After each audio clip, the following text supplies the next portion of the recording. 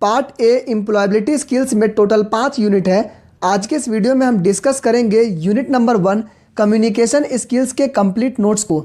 मैं गारंटी के साथ कहता हूं कि अगर आप इस वीडियो को पूरी देख लेते हैं, इसके बाद आपके मन में इस चैप्टर से रिलेटेड किसी तरह कोई डाउट नहीं बचेगा और कोई अदर वीडियो देखने की ज़रूरत नहीं पड़ेगी। यह जो वीडियो का जो नोट्स है ये NCERT बुक से बनाई गई है, तो बिल्कुल 100% करेक्ट नोट्स है। तो चलिए इस वीडियो को स्टार्ट करते हैं और यूनिट नंबर 1 कम्युनिकेशन स्किल्स को आज के इस कंप्लीट वीडियो में समझते हैं। सबसे पहला सेशन में आप लोगों को पढ़ना है मेथड्स ऑफ कम्युनिकेशन। उससे पहले जानते हैं कि कम्युनिकेशन होता क्या है। तो लैटिन में एक वर्ड है कम्युनिकेयर, जिसका मतलब है टू शेयर, उसी से कम्युनिकेशन बना है। यानी कि कम्युनिकेशन का मतलब होता है जब आप अपनी बातों को एक दूसरे से शेयर करते हैं, एक दूसरे के पास पहुंचाते हैं, उसे ही हम कहते हैं कम्युनिकेशन। एक अच्छा कम्युनिकेशन होने के लिए आपकी बातों में क्लैरिटी होनी चाहिए और कॉन्साइज होनी चाहिए। यानी आप अपनी बातों को घुमा घुमा करके नहीं बताएंगे, टू द पॉइंट बताएंगे और बिल्कुल अच्छे तरीके से बताएंगे, क्लियर बताएंगे, उसे ही हम एक अच्छा कम्युनिकेशन कहते हैं। अब बात करते हैं कम्युनिकेशन के 3 पार्ट्स की। तो किसी भी कम्युनिकेशन में टोटल 3 पार्ट होता है।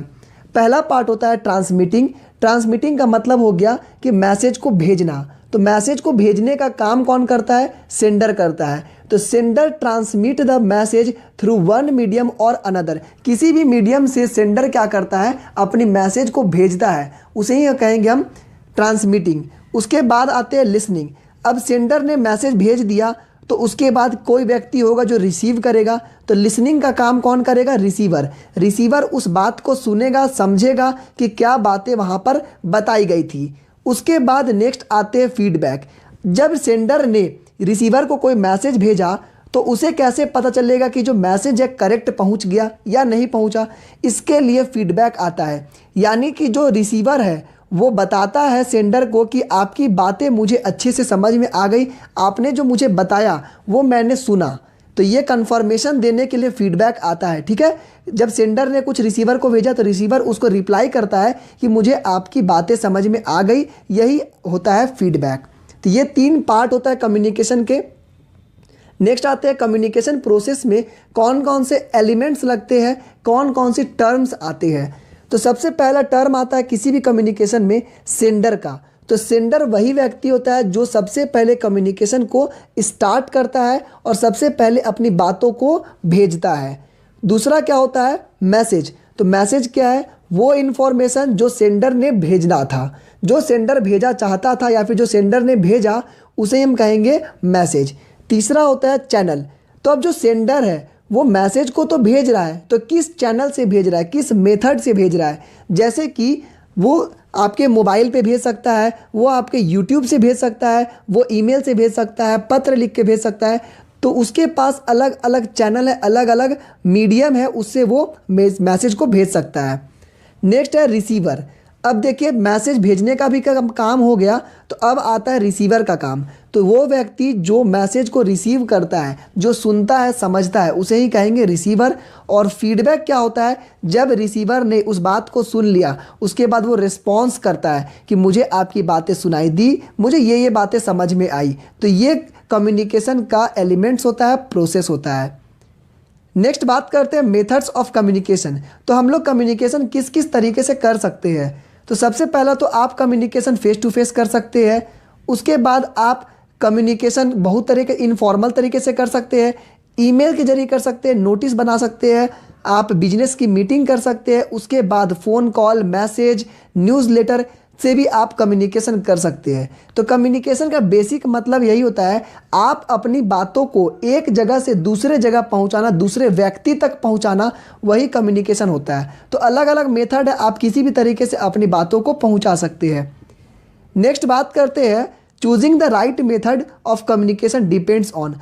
अब आपके पास बहुत सारा मेथड है कि किस किस तरह से कम्युनिकेट कर सके। उसके लिए जब आपको बात आती है राइट मेथड की, तो आप किस तरह से चुन सकते हैं। तो उसके लिए आपको 2-3 बातों का ध्यान रखना है। जैसे टारगेट ऑडियंस। आज मुझे ये IT कोड 402 पढ़ाना है, तो मैं YouTube का सहारा इसलिए लिया क्योंकि मेरे पास ऑडियंस ज़्यादा है, मैं एक समय में बहुत सारे बच्चों को पढ़ा सकता हूँ। तो मैंने ऑडियंस को देखा, उसके बाद कॉस्ट देखा जाता है कि जो आप मैसेज भेज रहे हैं उसमें कॉस्ट कितना लग रहा है, जितना कम कॉस्ट लगे वो ज़्यादा अच्छा होता है। किस टाइप का इन्फॉर्मेशन है उसी हिसाब से हम लोग देखते हैं कि हमको उस मैसेज को एरोप्लेन से भेजना है या आपको ईमेल से भेजना है या आपको पोस्ट कार्ड से भेजना है, किस तरह से भेजना है वो मैसेज पर डिपेंड करता है। उसके बाद अर्जेंसी और प्रायोरिटी पे आते हैं। तो जब हम मेथड को चुनते हैं उस समय अर्जेंसी और प्रायोरिटी को भी देखते हैं। बहुत ज़्यादा अर्जेंट है तो कॉल कर लेते हैं, जब अर्जेंट उतना नहीं है तो व्हाट्सएप पे मैसेज कर देते हैं। इस तरह से हम लोग मेथड को चुनते हैं अपनी बातों को दूसरे तक पहुंचाने में। नेक्स्ट सेशन में आपको पढ़ना है वर्बल कम्युनिकेशन। वर्बल का बेसिक मतलब होता है वर्ड्स, ठीक है।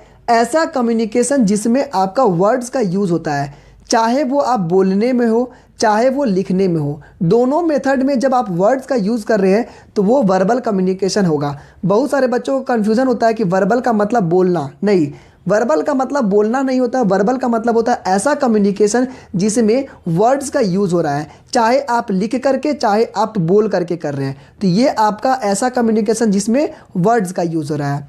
उसी में आपको टाइप्स पढ़ने की किस किस तरह से आप वर्बल कम्युनिकेशन कर सकते हैं। तो सबसे पहला तो होता है इंटरपर्सनल कम्युनिकेशन। इंटरपर्सनल कम्युनिकेशन क्या हो गया, जब आप अपनी बात पर्सनली करते हैं, जैसे मैं अपने दोस्तों से बात करूंगा तो ये क्या हुआ, एक पर्सनल कम्युनिकेशन हुआ, पर्सनल बातें हो रही है तो इंटरपर्सनल हो गया, ठीक है। ये फॉर्मल इनफॉर्मल दोनों तरीका का हो सकता है, चाहे वो बिजनेस मीटिंग में होता है, कभी कभी बॉस अपने एक एम्प्लॉय से बात कर रहा है तो फॉर्मल तरीके से बात करेगा, इनफॉर्मल तरीके से भी आप इंटरपर्सनल कम्युनिकेशन कर सकते हैं। उसके बाद क्या हुआ, रिटेन कम्युनिकेशन, लिख करके आप कर सकते हैं। उसके बाद स्मॉल ग्रुप कम्युनिकेशन, इस जगह पर आप 2 या 2 से ज़्यादा लोगों को बुला करके मीटिंग करते हैं और मीटिंग करने के बाद वहाँ पर कम्युनिकेट करते हैं। उसके बाद क्या है, पब्लिक कम्युनिकेशन। इसका मतलब है आप स्टेज पर जाइए, एक बार बोलिएगा तो हज़ारों लाखों ऑडियंस आपसे सुन रहे हैं। तो यहाँ पर वर्बल कम्युनिकेशन का मतलब वही हो गया जो कम्युनिकेशन में आप वर्ड्स का यूज़ करते हैं, चाहे बोल करके चाहे लिख करके। तो बहुत तरह से कम्युनिकेशन कर सकते हैं। इंटरपर्सनल हो गया, रिटन कम्युनिकेशन हो गया, स्मॉल ग्रुप में आप बातें कर सकते हैं या फिर आप पब्लिक कम्युनिकेशन कर सकते हैं। तो इस तरह से आप वर्बल कम्युनिकेशन को कर सकते हैं। अब कुछ बातें आती है जो बहुत ही इंपॉर्टेंट क्वेश्चन के रूप में आती है। ये वीवीआई क्वेश्चन है आपका, एडवांटेज और डिसएडवांटेज ऑफ वर्बल कम्युनिकेशन। तो देखिए वर्बल कम्युनिकेशन जो आप वर्ड्स से बोल रहे हैं तो ये क्या है, बहुत ही ज़्यादा इजी होता है, आसान और बहुत ज़्यादा क्विक होता है, ठीक है। तो यहाँ पर आपको रिस्पॉन्स भी जल्दी मिलता है। तो एडवांटेज क्या हो गया, वर्बल कम्युनिकेशन में आप या तो वर्ड को लिख करके या तो आप बोल करके करते हैं, तो इससे क्या हो गया, आइडियाज़ आप जल्दी से कम्युनिकेट कर सकते हैं और बहुत ज़्यादा फास्ट होता है। नेक्स्ट बात करते हैं इसके डिसएडवांटेज की। तो इसका डिसएडवांटेज ये है कि जब आप लिख करके या जब आप बोल करके किसी कम्युनिकेट करते किसी से, उस समय ये चीज़ होनी चाहिए कि जो मैं बोल रहा हूँ वो लैंग्वेज सामने वाले को समझ में आना चाहिए। जैसे कि मैं अभी हिंदी बोल रहा हूँ और इंग्लिश मिक्स करके, तो आपको समझ में आ रहा है, तो ये वर्बल कम्युनिकेशन का एक अच्छा एडवांटेज है। अब मान के चलिए मैं कुछ ऐसी लैंग्वेज बोलूं जो आपको समझ में नहीं आ रहा है, या फिर कुछ ऐसी वर्ड्स का यूज़ करूं जो कंफ्यूजिंग है, आपको उस वर्ड का मीनिंग समझ में नहीं आ रहा है। इस मेथड में भी ये डिसएडवांटेज हो गया, क्योंकि वर्ड्स है तो वर्ड्स का मीनिंग आना आपको ज़रूरी है। तो एडवांटेज क्या हो गया, क्विक है और बहुत ही ज़्यादा आसान है। डिसएडवांटेज क्या हो गया कि उसके वर्ड के आपको मीनिंग मालूम होना चाहिए, बिना मतलब का उस वर्ड से कन्फ्यूज़न क्रिएट हो सकता है। नेक्स्ट बात करते हैं मास्टरिंग द वर्बल कम्युनिकेशन। आप अपने वर्बल कम्युनिकेशन को किस तरह से सुधार सकते हैं, उसमें मास्टर कैसे बन सकते हैं।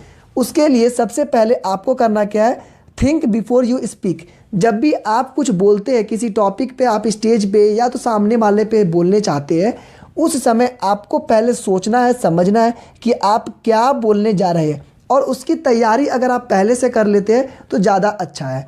नेक्स्ट है अंडरस्टैंड द टॉपिक।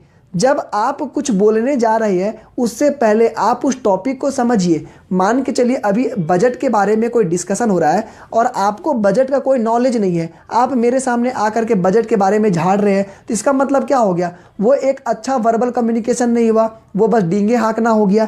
तो इसका मतलब हो गया कि आपके लिए उस टॉपिक को समझना ज़रूरी है। तो सबसे पहले आप उस टॉपिक को समझिए। बहुत तरीके से कर सकते हैं, आप उस टॉपिक को नोट डाउन कर सकते हैं, उसको अलग तरीके से लिख करके समझ सकते हैं कि ये टॉपिक है, उसके बारे में पहले रिसर्च कर लीजिए। उसके बाद क्या है कि आपको उस टॉपिक को कॉन्साइज और क्लियर बोलना है, छोटी बातों में बड़ा धमाका करना है, अच्छे से बोलना है, बहुत ही क्लियर, लाउड और मॉडरेट स्पीड में बोलना है, ना ज़्यादा स्पीड, ना ज़्यादा लाउड, ना ज़्यादा क्लियर, बहुत ही अच्छे से। उसके बाद क्या है कि टू द पॉइंट बोलना है। Do not repeat the same sentence, एक ही सेंटेंस को बार बार मत रिपीट करिए। कॉन्फिडेंस होनी चाहिए आपकी बॉडी लैंग्वेज में, आपके अंदर खुद में कॉन्फिडेंट होना चाहिए कि आप जो बात बोल रहे हैं सामने वाला सुने।